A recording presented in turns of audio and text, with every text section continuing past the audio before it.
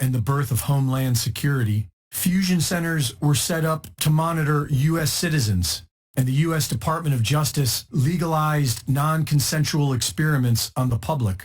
These fusion centers employ civilians to target individuals and harass them, intimidate them, vandalize their property,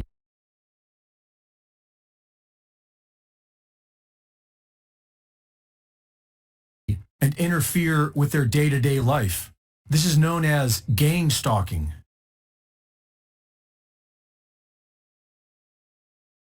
Former high-ranking FBI agent Ted Gunderson reported in 2011 that himself and thousands of others were being targeted. FBI agent Mike German confirmed this as well. Several federal agents have reported that they were targeting individual Americans, including people who were simply pro-life, and that they were pressured to put more people on their targeting lists to legitimize more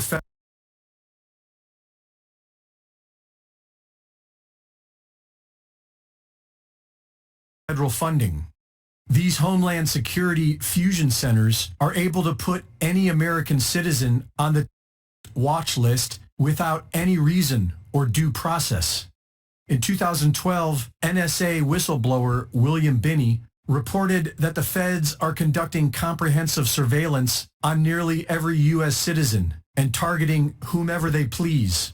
In 2014, Glenn Greenwald exposed the methods used to target individuals, such as hacking into people's social media accounts, posing as that person, and contacting their friends and coworkers.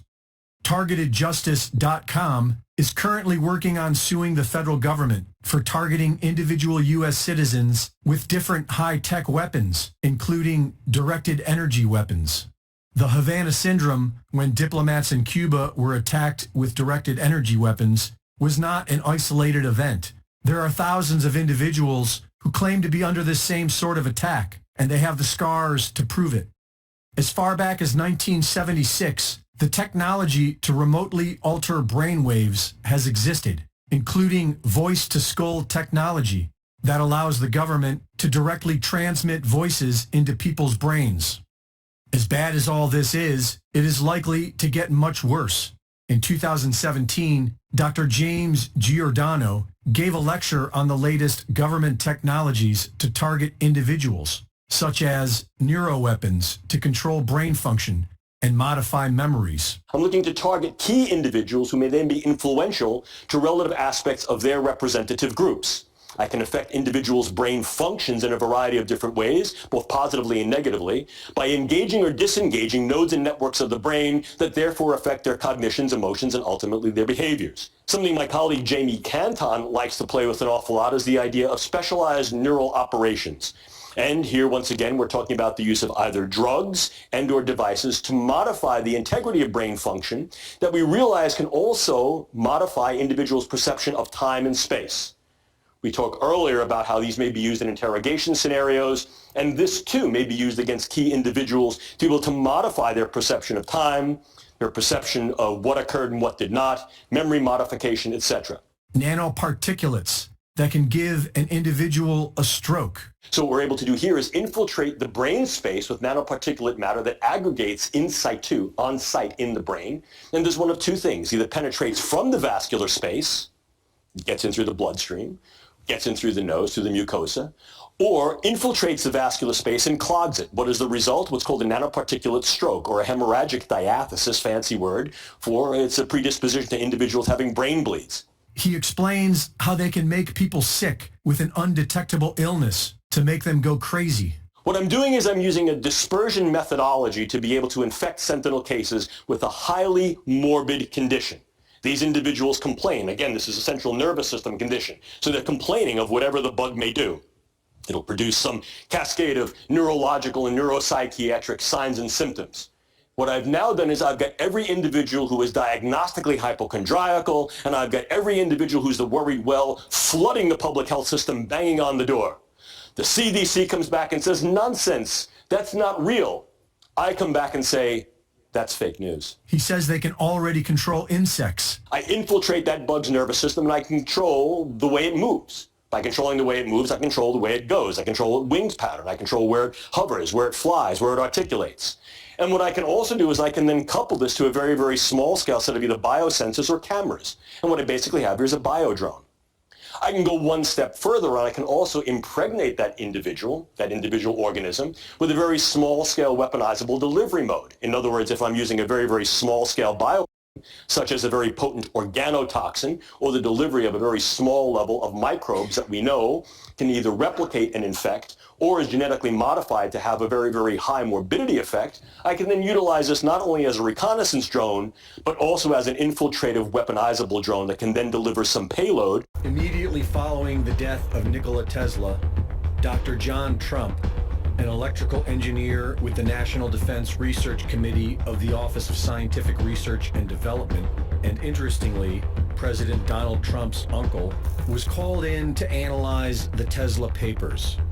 After only 3 days, John Trump officially concluded that Tesla's work was primarily speculative and did not include workable methods.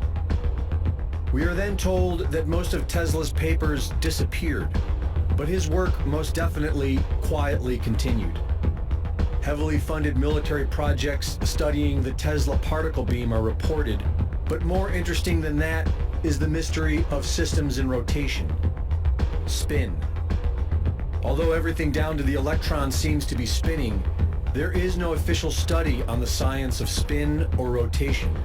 But there are fragments and clues that suggest major governments have been secretly studying the science of rotation ever since World War II, calling it hyperdimensional physics or torsion physics. Bruce De Palma's spinning ball experiment from 1977 is simple enough for anyone to repeat. 2 steel balls are repeatedly launched with equal force. One is spinning, the other is not. The spinning ball consistently flies higher and falls faster than the other. This is in direct violation of both Newton's laws and Einstein's relativity.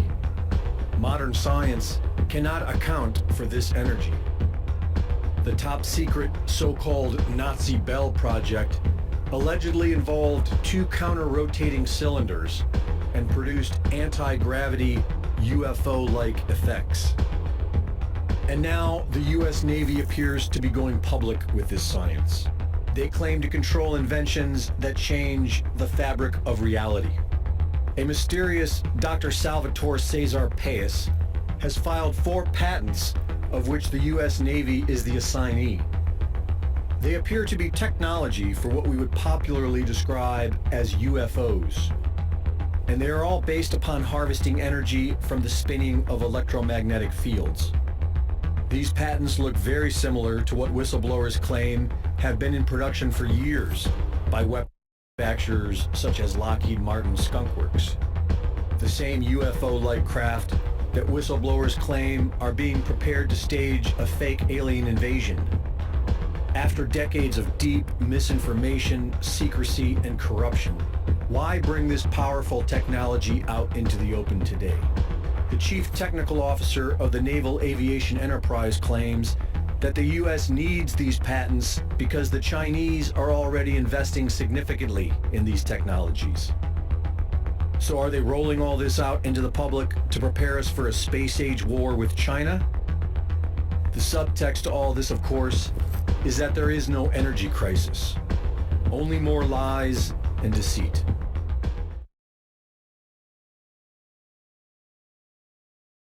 After